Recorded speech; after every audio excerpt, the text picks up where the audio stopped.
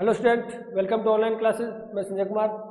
हम plus two के अंदर इकोनॉमिक्स का हमारा टॉपिक चल रहा था केंद्रीय बैंक। और देखो, केंद्रीय बैंक के बारे में हम पढ़ भी चुके थे। क्या होता है केंद्रीय बैंक? प्रत्येक देश का एक केंद्रीय बैंक होता है। हमने व्यापारिक बैंक के बारे में भी चर्चा कर दी थी। व्यापारिक बैंक बहुत होते हैं, केंद्रीय बैंक एक ही होता है। और पूरी अर्थव्यवस्था के अंदर जो करेंसी होती है उस पर नियंत्रण होता है, वो केंद्रीय बैंक का होता है। जैसे हमने इंडिया की जब बात की थी, उसके अंदर भारतीय रिजर्व बैंक जो आरबीआई है वो एक केंद्रीय बैंक है।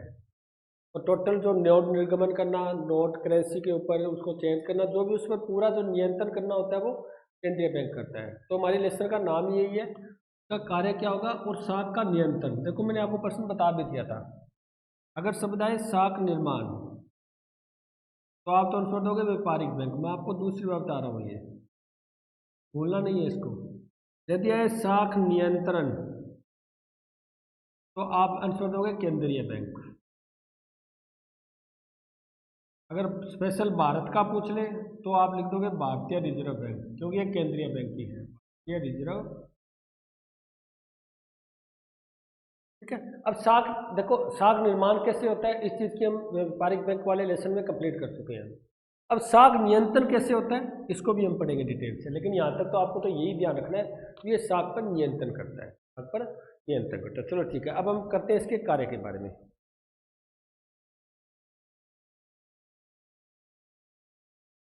केंद्रीय बैंक के कार्य,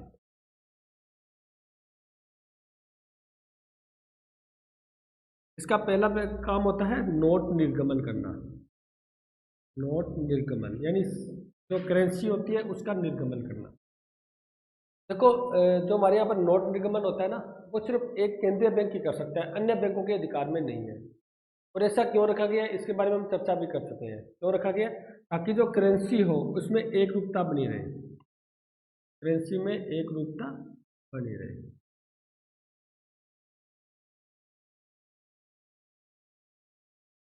इसलिए क्या किया जाता है, सिर्फ एक ही बैंक को ये नोट निर्गमन का अधिकार सौंपा गया है। अगर मान लो सभी बैंकों को, जो व्यापारिक बैंक है, सभी बैंकों को अगर नोट निर्गमन का अधिकार सौंप दिया जाए, फिर तो सभी अलग अलग, कोई किसी का ही मोहर लगा देगा, कोई किसी कागज़ का यूज करेगा या कोई किसी इंक का यूज करेगा। तो इससे क्या है, नोट में एक रूपता नहीं रहेगी।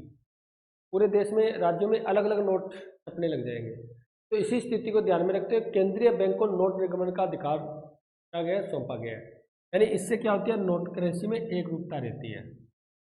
आप देख लो, 10 रुपये का नोट यहाँ पर है, वही आप पूरे भारत में कहीं घूम लो, आपको उसी प्रकार का 10 रुपये का नोट मिलेगा। तो ठीक है। तो नोट निर्गमन का कार्य किसके पास होता है? केंद्रीय बैंक के पास। किसके पास होता है? केंद्रीय बैंक के पास। और सबसे महत्वपूर्ण कार्य है ये, महत्वपूर्ण कार्य। यदि आपको याद हो तो हमने एक चर्चा की थी, हमने कहा था साख निर्माण। हमने बात की थी साख निर्माण। साख निर्माण अगर पूछे केंद्रीय बैंक कैसे करता है, तो केंद्रीय बैंक करता है नोट निर्गमन के द्वारा। व्यापारिक बैंकों की तरह नहीं करता, वो पहले प्राथमिक जमा करता है उसके बाद करता है, ऐसा नहीं करता वो। अगर आपसे पूछे केंद्रीय बैंक साख निर्माण किस प्रकार करता है, तो आप कहोगे नोट निर्गमन के द्वारा। और नोट निर्गमन के लिए क्या होता है, एक न्यूनतम कोष प्रणाली अपनाई गई है। न्यूनतम कोष प्रणाली यानी न्यूनतम कोष प्रणाली के तहत ही क्या होता है, नोट निर्गमन का कार्य किया जाता है। ठीक है। इसमें न्यूनतम कोष प्रणाली होती है, ये 1956 से चली आ रही है हमारे, 1956 से लेकर वर्तमान तक। ये न्यूनतम कोष प्रणाली के आधार पर क्या करता है, केंद्रीय बैंक नोट को छापता है। ठीक है। तो किस प्रकार है, इसके अंदर 115 करोड़ का सोना, ये न्यूनतम, न्यूनतम यानी कम से कम कोष में इतना होना चाहिए। 115 करोड़ का सोना और 85 करोड़ की विदेशी प्रतिभूतियां, विदेशी प्रतिभूतियां अपने पास रखकर केंद्रीय बैंक यानी अपने कोष में रखता है न्यूनतम, और उसके आधार पर वो क्या करता है, नोट का निर्गमन करता है। ऐसा क्यों होता है? देखो, आप क्या अपने सोचते हैं नहीं सोचते, मैं बहुत सोचता हूँ इसके बारे में, पहले ही बहुत सोचते थे कि जब नोट अपने देश का कागज लगता है, देश की इंक है, तो आरबीआई अधिक नोट छाप दे, सब लोगों को दे दे, कोई गरीब रहेगा ही नहीं, है ना। ऐसा सोचते होंगे आप, सोचते हैं भी। जब हमें पता है भी कागज का नोट छापना है, तो यार कितने ही छाप दो थे, तो छाप के सबको दे दो, वो कौन गरीब रहेगा? कोई गरीब नहीं रहेगा। लेकिन ऐसी स्थिति में यहाँ पर मुद्रास्फीति बढ़ जाती है, और मुद्रास्फीति के कारण हमारे जो नोट है ना उसकी कोई वैल्यू नहीं रहती, करेंसी की वैल्यू गिर जाती है। ऐसा नहीं हो सकता। यदि ऐसा कर देना, बहुत ज़्यादा मुद्रा को छाप दे, नोटों को छाप दे और सभी लोगों को दे दे, तो इससे तो क्या होता है, इससे तो हमारी मुद्रास्फीति का यहाँ की जो मुद्रा की क्रय शक्ति है, जो वैल्यू है वो कम हो जाती है, खत्म हो। अरे 10 रुपये का नोट तो अभी नहीं कोई मिलता, गुम हो जाता है ना 5-10 रुपये का नोट, उसको ढूंढते नहीं हम, चलो गिर गया तो कोई बात नहीं यार। पहले टाइम में उसका वैल्यू कितनी थी, 5-10 रुपये में तो बहुत ज़्यादा सामान ले आते थे हम, यानी उसकी वैल्यू ज़्यादा थी। लेकिन वर्तमान में 5-10 की वैल्यू कम हो गई ना। 1 रुपये का सिक्का तो दुकानदार लेता ही नहीं है। इसका रीज़न क्या है? क्योंकि पैसे ज़्यादा हो गए, उसका जो मूल्य है, उसकी जो क्रय शक्ति है वो कम हो चुकी है।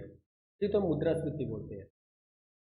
तो इसलिए ऐसा नहीं हो सकता भी इतना नोट निर्गमन कर दे वो। तो इसलिए 115 करोड़ का सोना और 85 लगभग 200 करोड़ की संपत्ति उसको अपने पास रखनी होती है आरबीआई।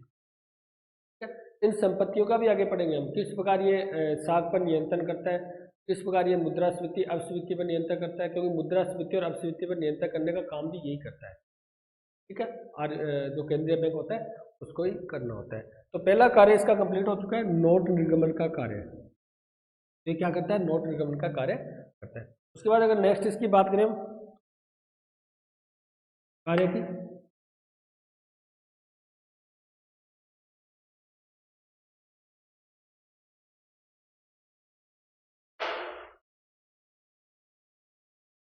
बैंकों का बैंक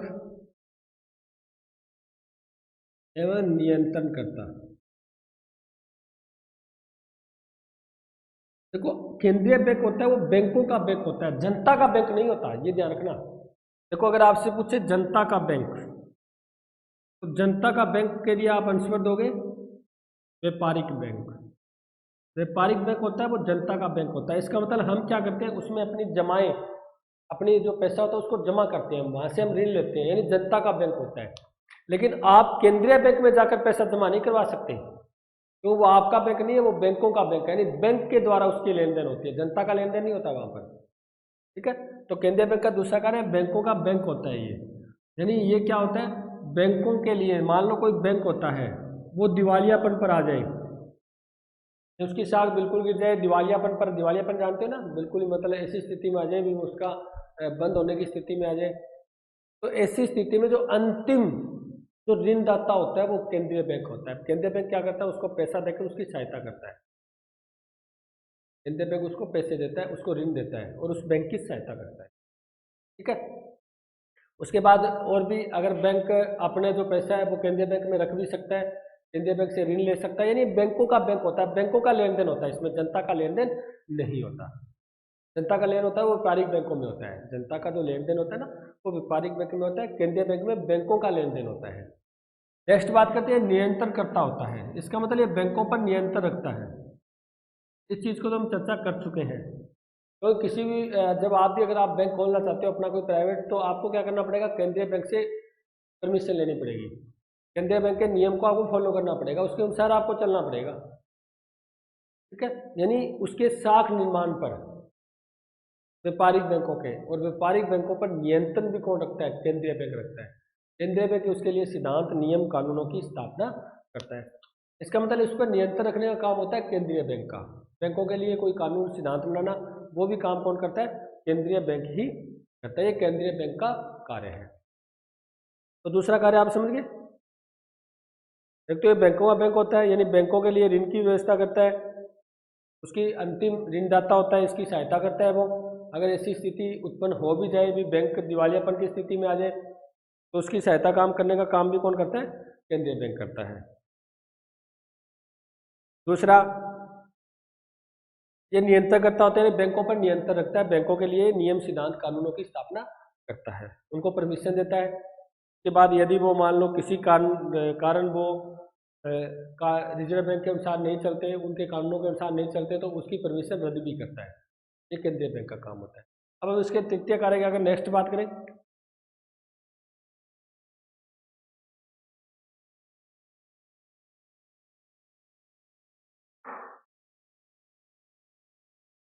सरकारी बैंकर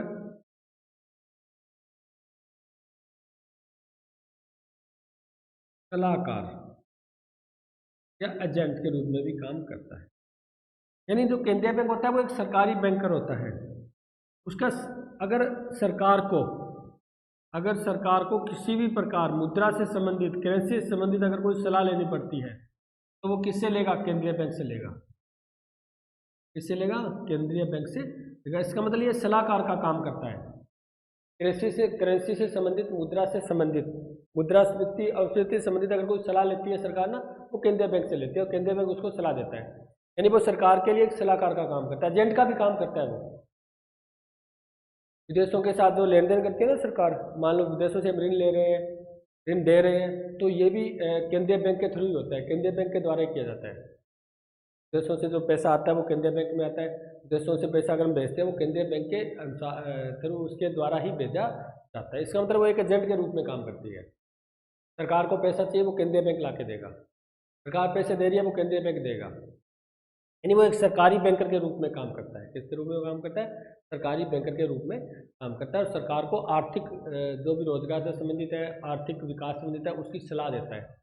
मुद्रा से संबंधित, कृषि से संबंधित जो सलाह देता है वो कौन देता है? केंद्रीय बैंक ही देता है। केंद्रीय बैंक से वो क्या मांगता है? सलाह मांग सकती है सरकार।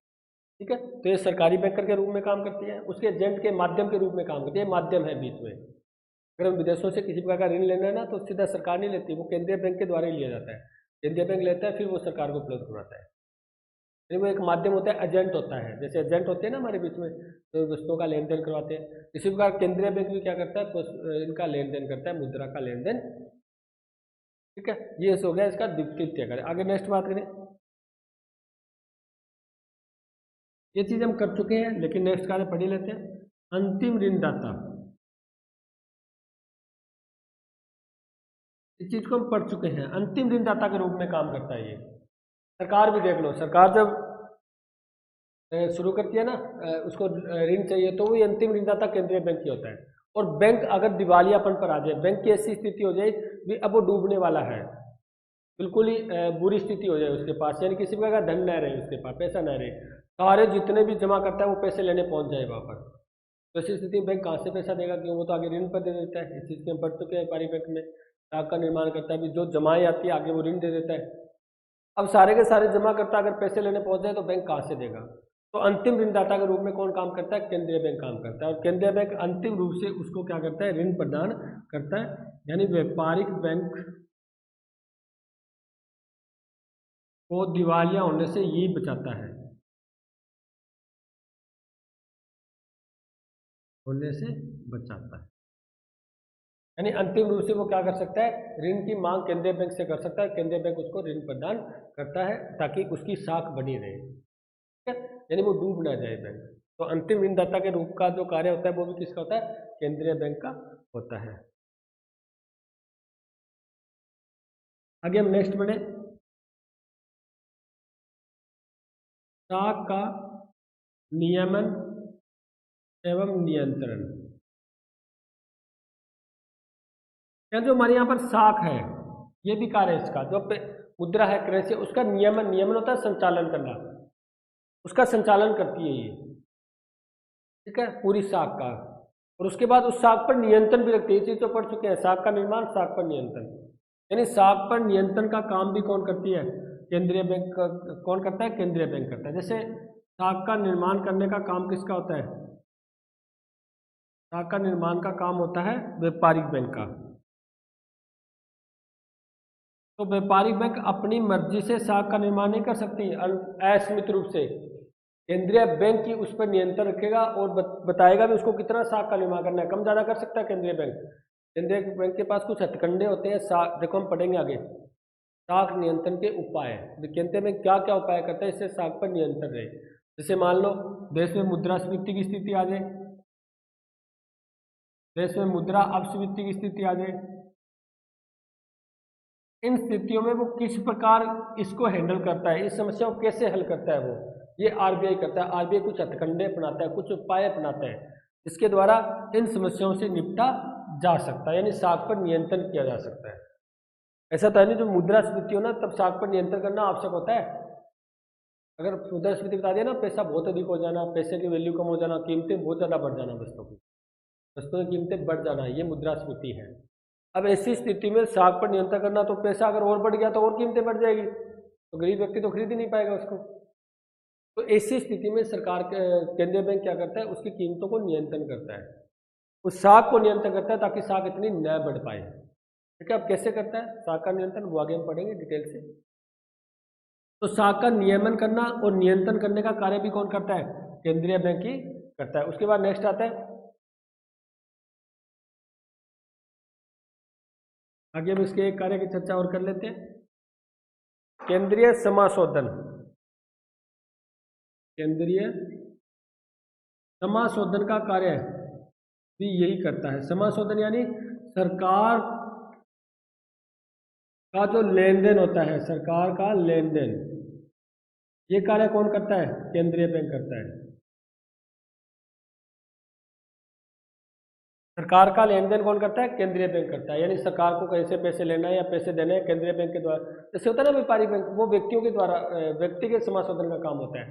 जैसे मैंने आपको मेरे से पैसे लेने हैं, तो मेरे आपको नगद पैसे देने की आवश्यकता नहीं है, बैंक अपने आप ही क्या करेगा, मेरे खाते से उठाकर आपके खाते में डाल देगा, नगद पैसे नहीं दिए जाते उसके अंदर, वो समाशोधन होता है। इसी प्रकार यहाँ पर बैंकों के अंदर भी लेन देन होता है, क्योंकि ये बैंकों का बैंक है, तो बैंकों में जो लेन देन होता है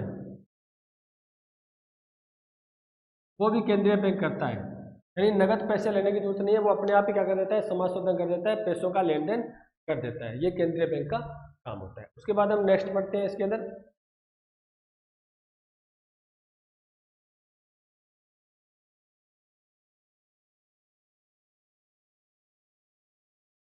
केंद्रीय बैंक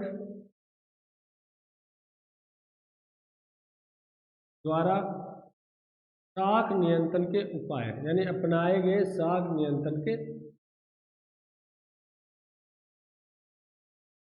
किस प्रकार, आपने ये तो पढ़ लिया भी साख का नियंत्रण कौन करता है, केंद्रीय बैंक करता है। तो कौन कौन से उपाय, कौन कौन से हथकंडों के द्वारा वो साख पर नियंत्रण करता है, कौन कौन से नियम सिद्धांत है जिसके द्वारा वो साख पर नियंत्रण रखता है, कंट्रोल रखता है। उसके अंदर दो प्रकार के पढ़ोगे, एक तो पढ़ोगे आप मात्रात्मक उपाय, इसमें मात्रा कम ज्यादा की जाती है, दिशा नहीं देखी जाती, ध्यान रखना, सिर्फ मात्रा को देखा जाता है, दिशा नहीं देखी जाती, पैसे की दिशा नहीं देखी जाती। दिशा जानते हो भी, वो पैसा कौन से मदों पर खर्च किया जा रहा है उससे कोई मतलब नहीं है, कौन से मदों पर, यानी कृषि पर या शिक्षा, कहाँ भी पैसा खर्च किया जा रहा है उसकी दिशा नहीं देखी जाती, सिर्फ मात्रा को देखा जाता है, वो मात्रात्मक उपाय, जैसे बैंक दर वगैरह हम पढ़ेंगे आगे। सेकंड है आपका गुणात्मक उपाय, इसमें दिशा देखी जाती है, यानी चयनात्मक उपाय होते हैं, चयन किया जाता है कि कौन सी मद पर खर्च किया जाए। चयन होता है, चयन होता है चुनाव करना। ये अनुत्पादक, जो अनुत्पादक कार्यों पर जो पैसा लगा है उसको उत्पादक कार्यों में लगाया जाए, या उत्पादक कार्यों में जो पैसा लगा है वो अनुत्पादक कार्यों में, यानी कौन से किसका चुनाव किया जाए। जो पैसा ज़्यादा जो बैंक ऋण देती है वो उत्पादक कार्यों में दिया जाए या अनुत्पादक कार्यों में दिया जाए, या कृषि में ज़्यादा ऋण दिया जाए या व्यापारियों को ज़्यादा ऋण दिया जाए, यानी किसको ज़्यादा पैसा देना है, किसके साथ बैंकों का व्यवहार करना है, वो होता है गुणात्मक उपाय। उसमें दिशा देखी जाती है, इसमें सिर्फ मात्रा देखी जाती है, दिशा नहीं देखी जाती। तो करते हैं सबसे पहले मात्रात्मक उपाय का। मात्रात्मक उपाय में जो पहला होता है बैंक दर, क्या होता है, बैंक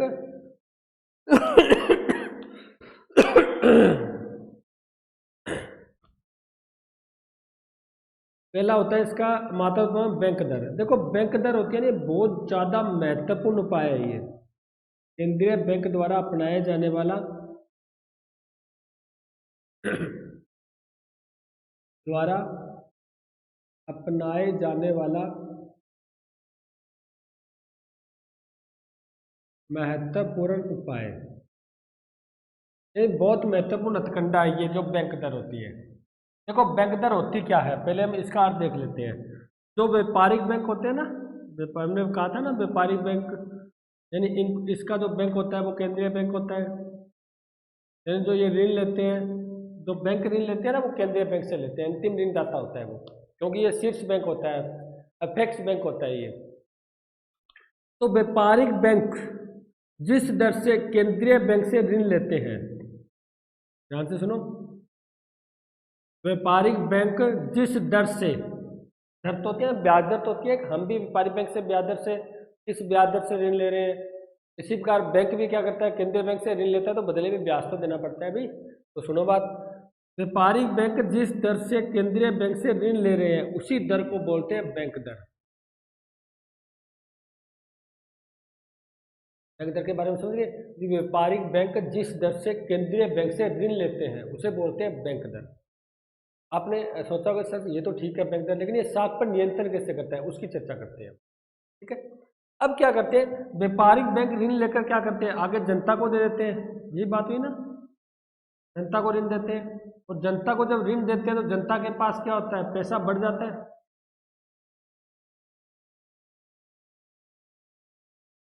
यानी इससे ऋण लिया, जनता को दिया, जनता के पास पैसा बढ़ गया। अब दो स्थिति है, मुद्रास्फीति और अपस्फीति की, हम दोनों को लेकर चलेंगे, मुद्रास्फीति और मुद्रा अपस्फीति। इन दोनों स्थितियों को नियंत्रण कैसे करता है बैंक दर से, इसकी चर्चा करते हैं हम। मुद्रास्फीति के बारे में हमने पढ़ा था भी, पैसा बहुत अधिक हो जाना जनता के पास, जनता के पास पैसा क्या हो जाना, बहुत अधिक हो जाना, इसे हम बोलते हैं मुद्रास्फीति। अब बैंक क्या करेगा, केंद्रीय बैंक इसको कंट्रोल करने के लिए ये जो बैंक दर है इसको बढ़ा देगा। ध्यान से सुन, देखो भाई, इस बैंक दर को क्या करेगा, बढ़ा देगा। जैसे ये बैंक दर को बढ़ाएगा वैसे ही व्यापारिक बैंक को ऋण लेना महंगा हो जाएगा ना, क्योंकि ब्याज दर अधिक हो जाएगी, ब्याज दर अधिक हो जाएगी। अब वो केंद्रीय बैंक से पैसा लेगा तो ज़्यादा ब्याज चुकाना पड़ेगा, इसलिए ज़्यादा ब्याज मिले उसमें ऋण कम ही लेते हैं। अगर हमें ज़्यादा ब्याज दर पर पैसा मिल रहा है तो हम ऋण कम ही लेंगे। तो अगर ये बढ़ा देगा तो इसके कारण व्यापारिक बैंक केंद्रीय बैंक से ऋण कम लेगा, ऋण कम लेगा, कम लेगा तो जनता को भी कम देगा आगे, और जनता को कम देगा तो इसका मतलब जनता के पास पैसा कम हुआ या नहीं हुआ। तो जब व्यापारिक बैंक के पास पैसा ही नहीं है, यानी केंद्रीय बैंक से उसने ऋण लिया ही कम है, तो वो जनता को भी ऋण कम देगा, इसके कारण जनता में क्या हो जाएगा, पैसा कम। बस इस समस्या से छुटकारा मिल गया ना, पैसा अधिक हो रहा है उसको कम कर दिया, बस छुटकारा मिल गया। जो मुद्रास्फीति होती ही है, पैसे बहुत अधिक बढ़ जाना, और जब पैसे बहुत अधिक बढ़ गया तो वो बैंक दर को बढ़ा देगा। ध्यान रखना, मुद्रास्फीति में बैंक दर को बढ़ा दिया जाता है, इसके कारण व्यापारी बैंकों को ऋण लेना महंगा हो जाता है। वो महंगा हो जाता है तो जनता को भी वो क्या करती है, ऋण कम देती है, तो जनता को ऋण कम देती है तो जनता में पैसा कम हो जाता है। क्लियर है बात, ठीक है। अब आती है दूसरी, मुद्रास्फीति को कैसे कंट्रोल, अपस्फीति को कंट्रोल करती है। अपस्फीति का तो होता है पैसा बहुत कम हो जाना, ठीक है, इसका उल्टा है। अब मान्य होता है गिरना, यानी बिल्कुल कम हो जाना। अब पैसा कम हो गया तो अब क्या करेगी, अब केंद्रीय बैंक बैंक दर को घटा देगी, यानी कम कर देगी, बैंक दर को क्या कर देगी, कम कर देगी। अब जैसे बैंक दर को कम किया, इसका मतलब व्यापारिक बैंक के लिए ऋण सस्ता हो गया, सस्ता ही हो गया ना, क्योंकि ब्याज दर कम होगी, बैंक दर कम होगी तो ब्याज दर कम होगी। अब व्यापारिक बैंक केंद्रीय बैंक से पैसा ज्यादा उधार लेगा, अब ज्यादा उधार लेगा तो जनता को भी क्या करेगा, अधिक ऋण देगा, और जनता को अधिक ऋण देगा तो जनता के पास पैसा क्या हो जाएगा, अधिक हो जाएगा। इसका मतलब मुद्रा अपस्फीति को कंट्रोल कर लिया जाएगा। यानी अपस्फीति का अर्थ होता है जनता के पास पैसा कम होना, और जब व्यापारी बैंक केंद्रीय बैंक से ज़्यादा पैसा लेगा तो जनता को ज़्यादा देगा तो जनता जो अपस्फीति की स्थिति है वो वापस किस में आ जाएगी, मुद्रास्फीति में आ जाएगी। इसका मतलब पैसा जनता के पास बढ़ जाएगा, मांग बढ़ जाएगी, उत्पादन बढ़ जाएगा, ऐसी स्थिति पैदा हो जाएगी। तो बात समझिए ना बैंक दर के बारे में, बस ये बैंक दर के द्वारा साख का नियंत्रण है।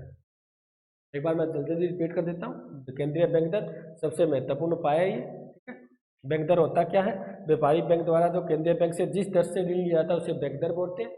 मुद्रास्फीति में बैंक दर बढ़ा देते हैं। अगर छोटा पर्सन एग्जाम में आए तो ये बताओगे आप, अगर आपसे ये पूछा जाए मुद्रास्फीति में बैंक दर पर क्या प्रभाव होगा, बैंक दर केंद्रीय बैंक बढ़ा देगा। अब केंद्रीय बैंक बढ़ाएगा तो इसका मतलब ब्याज दर अधिक हो जाएगी, यानी अधिक होगी तो ऋण महंगा हो जाएगा, तो इसलिए वो कम लेगा, जनता को भी कम देगा, यानी पैसा जनता के पास अपने आप ही कम हो जाएगा। अब स्फीति पैसा कम है जनता के पास तो ये क्या करेगा, इसको कम कर देगा तो ये सस्ता हो जाएगा, तो व्यापारी बैंक इससे ज़्यादा लोन लेगा, सस्ता होने के बाद ज़्यादा पैसा लेगा और जनता को भी ज़्यादा देगा, जनता को ज़्यादा देगा, जनता के पास पैसा क्या हो जाएगा, बढ़ जाएगा, ठीक है। तो मुद्रास्फीति और अपस्फीति को बैंक दर के द्वारा इस प्रकार वो क्या करता है, साख का नियंत्रण करता है। क्लियर है बात, बिल्कुल ठीक। अब करते हैं हम सेकंड इसका, मात्रात्मक में दूसरा क्या पाया है? देखो इसमें दिशा तो नहीं बदली गई ना, सिर्फ केंद्रीय बैंक के द्वारा सिर्फ बैंक दर को कम ज़्यादा किया गया है, कोई दिशा नहीं बदली गई, सिर्फ मात्रा को देखा जाता है कि मात्रा कम है या ज़्यादा है। अगर पैसे की मात्रा ज़्यादा है तो बैंक दर को बढ़ा दिया जाएगा, कम है तो घटा दिया जाएगा, सिंपल सी बात है। तो सेकंड इसकी आपकी आती है, वो आती है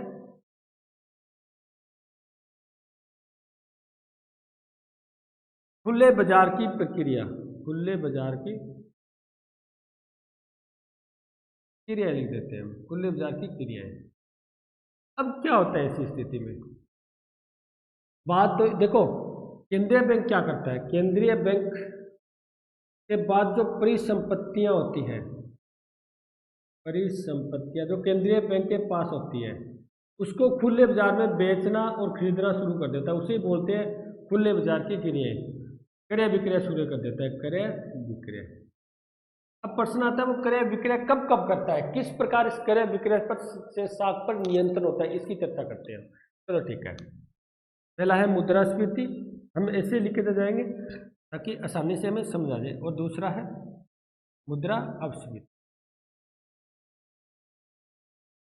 इन दोनों स्थितियों में इसके द्वारा कैसे हल किया जाएगा? बैंक दर के द्वारा तो हमने समस्या हल करती थी, इसके द्वारा कैसे किया जाएगा? देखो, मुद्रास्फीति का अर्थ है जनता के पास पैसा अधिक हो जाना। देखो हम सिंपल सी बात में लेते हैं इसके अर्थ को, पैसा अधिक होना। अब इससे जो छुटकारा तभी पाया जाए पैसा कम किया जाए। अब क्या करेगा केंद्रीय बैंक? अपनी परिसंपत्तियों को बाजार में बेचना शुरू कर देगा, विक्रय करना शुरू कर देगा, बेचना शुरू कर देगा इस समस्या से छुटकारा पाने के लिए। अब मान लेते हैं उसने कोई वस्तु या कोई सोना बेचा, तो जनता क्या करेगी? उसके बदले में पैसे देगी उसको, और ये पैसा किसके पास पहुंच जाएगा? केंद्रीय बैंक के पास। हम छोटा सा एग्जांपल लेते हैं, मान लेते हैं उसने 1 तोला सोना बेच दिया तो 50,000 रुपये केंद्रीय बैंक के पास आ गए। तो केंद्रीय बैंक क्या करेगा? उस पैसे को अंदर जब्त कर लेगा। इसका मतलब जनता से तो पैसा कम हो गया ना, यानी उसने परिसंपत्तियों को बेच दिया बाजार के अंदर, और बाजार से जो पैसा उसके पास है, बेचने पर पैसा तो आएगा ना, तो बाजार में से उसके बाद जो पैसा आया वो उसको जब्त करके अंदर रख देगा। इसका मतलब बाजार से पैसा कम हुआ या नहीं हुआ? बस जैसे बाजार से पैसा कम हुआ, इस समस्या से कुछ ना कुछ छुटकारा प्राप्त है। अब दूसरी बात आती है मुद्रास्फीति, यानी पैसा जनता के पास बहुत कम होना। ऐसी स्थिति वो क्या करेगा? वो इन परिसंपत्तियों को क्रय करना शुरू कर देगा, यानी खरीदना शुरू करेगा। जब वो परिसंपत्ति को खरीदेगा तो बदले में पैसा देगा बाजार में, और जैसे ही बाजार में पैसा देगा तो बाजार में पैसा आ गया ना वापिस। पैसा कम था इसलिए तो ये समस्या पैदा हुई। अब वो किसी संपत्ति को खरीद रहा है, बदले में पैसा दे रहा है केंद्रीय बैंक, इसका मतलब बाजार में पैसा बढ़ रहा है। जब वो ये बेचेगा तो बाजार से पैसा कम हो रहा है, और जब ये खरीदेगा तो बाजार में पैसा बढ़ रहा है। बस, यानी इसके द्वारा खुले बाजार की प्रक्रिया के द्वारा भी केंद्रीय बैंक क्या करता है? साख पर नियंत्रण। समझे नहीं समझे बात में? बिल्कुल सिंपल है ना बात। कि जब पैसा अधिक हो गया ऐसी स्थिति में तो वो अपनी परिसंपत्तियों को बेच देगा, बदले में पैसा जो आएगा उसके पास वो पूरे का पूरा जब्त कर लेगा। इसका मतलब बाजार से पैसा कम हो गया। अगर पैसा कम हो गया तो वो परिसंपत्तियों को खरीदना शुरू कर देगा, जैसे ही खरीदेगा तो बदले में पैसा देगा, इसका मतलब बाजार में पैसा बढ़ गया। तो इसके द्वारा भी वो क्या करता है? साख पर नियंत्रण कर सकता है। ये मुद्रास्फीति अपस्फीति को कंट्रोल कर सकता है। बात समझ आ गई ना? उसके बाद नेक्स्ट पढ़ते हैं दूसरा।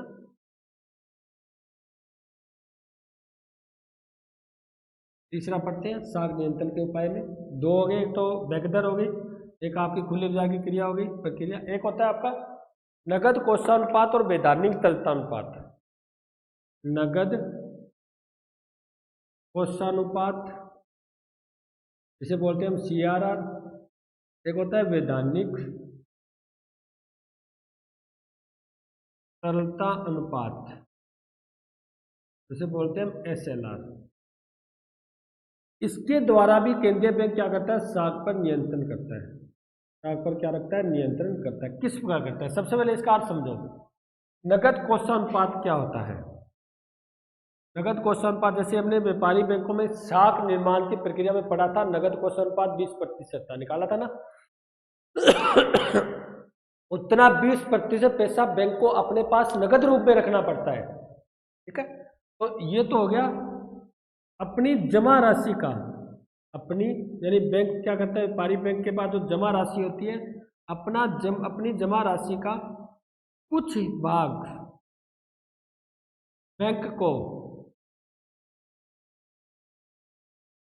अपने पास नगद रूप में रखना पड़ता है, अपने पास नगद रूप में रखना पड़ता है। सबसे पहले अर्थ कर रहे हैं हम, फिर हल कैसे होगा उसकी चर्चा कर लेंगे। तरलता अनुपात क्या होता है, वैधानिक तरलता अनुपात SLR क्या होता है, ये होता है बैंक को अपनी जमाओं का, अपनी जमा राशि का कुछ भाग या कुछ अंश RBI के पास रखना पड़ता है, रखना पड़ता है। इन दोनों का पहले अर्थ देख लो आप, ठीक है। नगद कोषानुपात कुछ भाग अपने पास रखना होता है, वैधानिक तरलता अनुपात कुछ भाग RBI यानी केंद्रीय बैंक के पास रखना होता है, हमारे यहाँ पर ऐसा रखा जाता है। अब होता क्या है, अब पहले हम दोनों का अर्थ किया, अब बात यह भी इसके द्वारा साख पर नियंत्रण कैसे होता है उसकी चर्चा कर लेते हैं हम।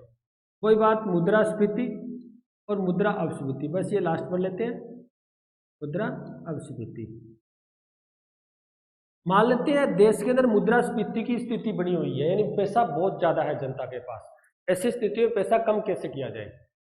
तो हमने पढ़ा था कि कुछ भाग अपने पास रखना पड़ता है, कुछ भाग RBI के पास रखना पड़ता है। ऐसी मुद्रास्फीति की स्थिति में जो केंद्रीय बैंक होता है वो अपनी मौद्रिक नीति में इन दोनों को बढ़ा देता है, इसको नगद कोषानुपात को और वैधानिक तरलता अनुपात को बढ़ा देता है। क्या कर देता है, बढ़ा देता है। जैसे ही वो इसको बढ़ाएगा वैसे ही व्यापारिक बैंक के पास नगद रूप में भी पैसा ज़्यादा रखना पड़ेगा और केंद्रीय बैंक के पास भी पैसा ज़्यादा रखना पड़ेगा। हम छोटा सा एग्जांपल करते हैं, हमने बात की थी, मान लेते हैं 1000 रुपये बैंक के पास जमा हुए, प्रारंभिक जमा हुई, इसके अंदर मान लेते हैं पहले 20% तो था नगद कोषानुपात और तरलता अनुपात था वो 10% था। हम एक छोटा सा एग्जाम्पल लेते हैं, इसका मतलब 1000 में से 200 रुपये तो उसको नगद रूप में अपने पास रखने पड़ते थे और 100 रुपये उसको RBI के पास रखने पड़ते थे। इसका अर्थ यही हुआ प्रतिशत का। अब 200 और 100 300 यानी वो 700 रुपये जनता को ऋण दे सकता है। अब मुद्रास्फीति है, अब 700 रुपये जनता के पास जा रहे हैं, उसको कम करना है तो वो क्या करेगा, इसको बढ़ा देगा। मान लेते हैं इसको उसने 30% कर दिया, इसको इसने 20% कर दिया। अब उसको नगद रूप में अपने पास 300 रखना होता है और RBI के पास 200, यानी कितने रखने, 500। तो अब वो कितने बचे उसके पास ऋण देने के लिए, सिर्फ ही 500। तो जनता के पास 200 रुपये कम कर दिया नहीं कर दिए, क्योंकि मुद्रास्फीति का तो हल वैसे ही होगा भी पैसे कम करना है। तो मान लेते हैं पहले क्या थे, उसको CRR को बढ़ा दिया, SLR को बढ़ा दिया और इसके कारण अब बैंक को नगद रूप में अपने पास ज़्यादा रखना पड़ता है, RBI के पास भी ज़्यादा रखना पड़ता है। इसका मतलब वो ऋण अब कम दे सकता है, कम दे सकता है। तो पहले तो जनता के पास 700 रुपये जा रहे थे, अब कितने जा रहे हैं, 200। इसका अर्थ हुआ जनता से 200 रुपये कम हो गए, यानी मुद्रास्फीति को क्या कर लिया, कंट्रोल। ये अपस्फीति में उल्टा हो जाता है, वो क्या कर देता है, अपस्फीति है तो उसको घटा देता है। मान लेते हैं 20 से 10% कर दिया, इसको 10 से 5% कर दिया। अब उसको नगद रूप में तो रखना होता है 100 रुपये और बैंक के पास रखने होते हैं 50 रुपये, यानी कितने रखने हैं, 150। तो कितने दे सकता है वो, 850 रुपये ऋण दे सकता है, वो 850 रुपये ऋण दे सकता है। पहले कितने देता था, 700, अब देता है 800, यानी जनता के पास 150 रुपये बढ़ गए या नहीं बढ़ गए, क्योंकि मुद्रा अपस्फीति का अर्थ होता है पैसे कम होना। और जैसे ही 150 रुपये ज़्यादा गए तो जनता के पास बाजार में पैसे बढ़ने शुरू हो जाते हैं। यानी इसका अर्थ ये हुआ भी अगर मुद्रास्फीति होती है तो ऐसी स्थिति में केंद्रीय बैंक जो आपका नगद कोषानुपात है और वैधानिक तरलता अनुपात दोनों को बढ़ा देता है, यानी मुद्रास्फीति को कंट्रोल कर देता है। अगर मुद्रा अपस्फीति होती है तो केंद्रीय बैंक नगद कोषानुपात और वैधानिक तरलता अनुपात को घटा देता है। यानी इस प्रकार वो क्या करता है, इस हथकंडे के तहत, इस उपाय के तहत साख पर नियंत्रण स्थापित है। और भी उपाय, मात्रात्मक उपाय के अंदर हम मात्रात्मक उपाय पढ़ रहे हैं, फिर हम गुणात्मक चयनात्मक उपाय पढ़ेंगे। यानी हमें मेन तो ये पढ़ना भी ये साख पर नियंत्रण करता है। करता कैसे है, हम एक बैंक दर पढ़ चुके हैं, एक हम खुले बाजार की क्रियाएं पढ़ चुके हैं, एक हम नगद कोषानुपात या तरलता वैधानिक तरलता अनुपात को पढ़ चुके हैं। बस पैसा कम ज़्यादा ही करना और कुछ नहीं है। ठीक है डियर स्टूडेंट, अब जो आगे बचे हैं इसके उपाय वो हम नेक्स्ट क्लास में करेंगे। यहाँ तक इतना ही, थैंक यू।